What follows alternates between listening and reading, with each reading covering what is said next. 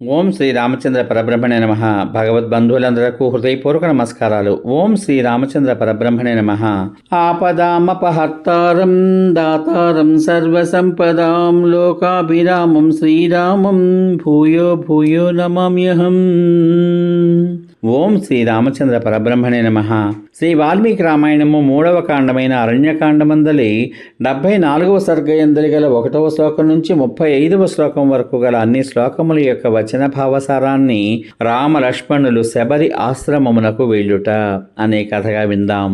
రామలక్ష్మణులు అరణ్యంలో పశ్చిమాభిముఖులై బయలుదేరి కబంధుడు చెప్పిన పంపా సరోవర మార్గాన్ని చేరారు. పర్వతాల మీద మొలిచిన తేనె వంటి ఫలములు గల వృక్షాలని చూస్తూ సుగ్రీవుని వెతుక్కుంటూ వెళ్ళారు. మార్గమధ్యంలో పర్వతం పైభాగమునందు ఆగుతూ పంప పశ్చిమ తీరాన్ని చేరారు. అక్కడ శబరి నివసించే రమ్యమైన ఆశ్రమాన్ని చూశారు.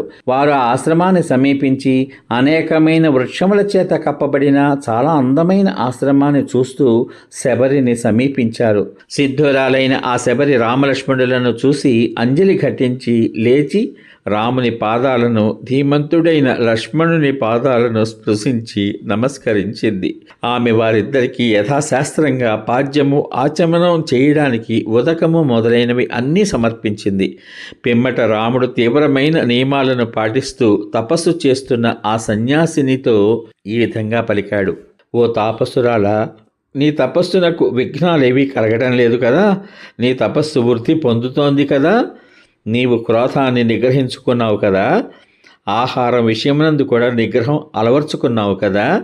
చాంద్రాయణాది నియమాలన్నీ పూర్తిగా చేసుకున్నావా? నీ మనస్సుకు సుఖం లభించిందా?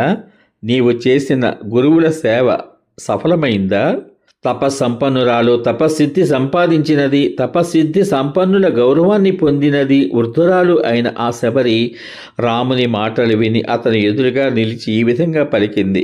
ఈనాడు నీ దర్శనం లభించడం చేత నాకు తపస్సిద్ధి లభించింది. నేను చేసిన తపస్సు, నేను చేసిన గురు శుశ్రూష కూడా సఫలాలయ్యాయి. ఈనాడు దేవతా శ్రేష్ఠుడివైన నిన్ను పూజించిన పిదప నా జన్మ సఫలం కానున్నది. నాకు స్వర్గం లభిస్తుంది. సౌమ్యమైన నీ దృష్టి నాపై ప్రసరించడం చేత పవిత్రురాల్ని అయ్యాను. నీ అనుగ్రహం వలన నేను అక్షయములైన ఉత్తమ లోకాలకు వెళ్ళగలను. నేను పరిచర్యలు చేసిన మునులంతా కూడా నీవు చిత్రకూట పర్వతం చేరినప్పుడే ఈ ప్రదేశాన్ని విడిచి సాటిలేని కాంతిగల విమానాలు ఎక్కి స్వర్గానికి వెళ్ళిపోయారు. ధర్మవేత్తలు, చాలా పూజనీయులు అయిన ఆ మహర్షులు నాతో ఈ విధంగా చెప్పారు. పవిత్రమైన నీ ఆశ్రమమునకు రాముడు రాగలడు. లక్ష్మణ సమేతుడైన ఆ రామునకు నీవు తగిన విధంగా అతిథి సత్కారం చేయాలి. అతని దర్శనం చేసిన పిమ్మట నీవు అక్షయములైన ఉత్తమ లోకాలకు వెళ్ళగలవు. నేను నీ కొరకై పంపాతీరమునందు పుట్టిన వనమునందు లభించే అనేక పదార్థ సముదాయాన్ని ప్రోగి చేసి ఉన్నాను. ధర్మాత్ముడైన రాముడు శబరి మాటలు విని నిత్యము జ్ఞాన మార్గమునందు ఉండు ఆ శబరితో ఈ విధంగా పలికాడు. మహాత్ముడైన ధనువు నుండి నీ ప్రభావం గురించి విని ఉన్నాను. నీవు అంగీకరించినట్లయితే దానిని ప్రత్యక్షంగా చూడదలుచుకున్నాను. రాముని నోట నుండి ఈ మాట వెలువడగానే శబరి వారిద్దరికీ గొప్పదైన ఆ వనం చూపించింది. రామా, మతంగ వనమనే ప్రసిద్ధి గల ఈ వనాన్ని చూడు. ఇది దట్టమైన మేఘం వలె ఉంది. మృగములతోనూ పక్షులతోనూ నిండి ఉంది. పవిత్రమైన మనస్సులు గల నా గురువులు ఇక్కడ మంత్రాలతో కూడినవి, మంత్రముల చేత పూజింపబడినవి అయిన గంగాది తీర్థములను ఆహ్వానించారు. నేను శుశ్రూష చేసిన ఆ మునీశ్వరులు పశ్చిమాన ఎత్తుగా ఉన్న ఈ వేదిక మీదనే దౌర్బల్యం చేత వణుకుచున్న చేతులతో పుష్పాలను సమర్పిస్తూ ఉండేవారు. ఆ మునీశ్వర్ల తపఃప్రభావం చేత సాటిలేని కాంతిగల వేదులు తమ శోభతో అన్ని దిక్కులను ఏ విధంగా ప్రకాశింపచేస్తున్నాయో చూడు. ఉపవాసముల చేత కలిగిన దౌర్బల్యం చేత నడవడానికి కూడా శక్తి లేని ఆ మునీశ్వర్లు స్మరించగానే సప్త సాగరాలు కలిసి ఇక్కడికే వచ్చాయి. వాటిని చూడు. ఇక్కడ స్నానాలు చేసిన ఆ ఋషీశ్వర్లు, ఈ ప్రదేశమునందు చెట్లపై ఆరవేసిన నారచీరలు ఇప్పటికీ కూడా ఎండలేదు. దేవతా పూజాది కార్యాలు చేసే ఆ మునీశ్వర్లు నల్ల కలువలతోనూ పుష్పములతోనూ కూర్చిన మాలలు ఇంకా వాడలేదు. ఈ వనాన్నంతా చూశావు కదా, వినవలసిన విషయాలన్నీ విన్నావు కదా. అందుచేత ఇక నేను నీ అనుజ్ఞ పొంది ఈ కళేబరాన్ని విడవాలి అని కోరుకుంటున్నాను.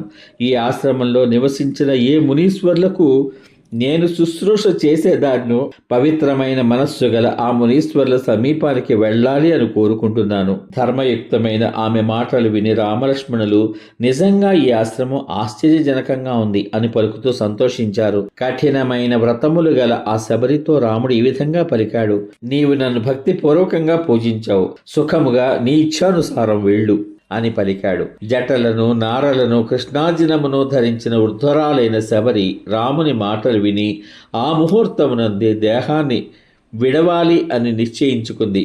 ఆమె రాముని అనుజ్ఞ పొంది తన శరీరాన్ని అగ్నిలో హోమం చేసి ప్రజ్వరిల్లుతున్న అగ్నితో సమానమైన శరీరంతో స్వర్గానికి వెళ్ళింది. పిదప ఆమె దివ్యములైన అలంకారాలు, దివ్యములైన పుష్పమాలలు, అనులేపనము, దివ్యములైన వస్త్రాలు ధరించి మెరయిచున్న మెరుపు వలె ఆ ప్రదేశమంతా కూడా ప్రకాశింపచేస్తూ చూడడానికి ఆనందాన్ని కలిగించేదిగా అయ్యింది. శబరి తన తపోబలం చేత పుణ్యాత్ములైన ఆ మహర్షులు ఏ స్థానమునందు విహరిస్తున్నారో ఆ పుణ్యస్థానాన్ని పొందినది. సమాప్తం. ఇంతవరకు మీరు శ్రీ వాల్మీకి రామాయణం 3వ కాండమైన అరణ్యకాండ యందలి 74వ సర్గ యందలి గల 1వ శ్లోకం నుంచి 35వ శ్లోకం వరకు గల అన్ని శ్లోకముల యొక్క వచన భావసారాన్ని రామలక్ష్మణులు శబరి ఆశ్రమమునకు వెళ్ళుట అనే కథగా విన్నారు. రేపటి భాగంలో శ్రీ వాల్మీకి రామాయణము 3వ కాండమైన అరణ్యకాండ యందలి చిట్ట చివరి సర్గ మరియు 75వ సర్గ యందలి 1వ శ్లోకం నుంచి 30వ శ్లోకం వరకు గల అన్ని శ్లోకముల యొక్క వచన భావసారాన్ని ఆ రామలక్ష్మణులు పంపా తీరము చేరుట అనే కథగా విందాం. ఓం శ్రీ రామచంద్ర పరబ్రహ్మణే నమః. శ్రీరామ రామ రామేతి రమే రామే మనోరమే సహస్రనామ తత్తుల్యం రామనామ వరాననే. ఓం శ్రీ రామచంద్ర పరబ్రహ్మణే నమః. సర్వే జనా సుఖినో భవంతు. శుభమస్తు. స్వస్తి.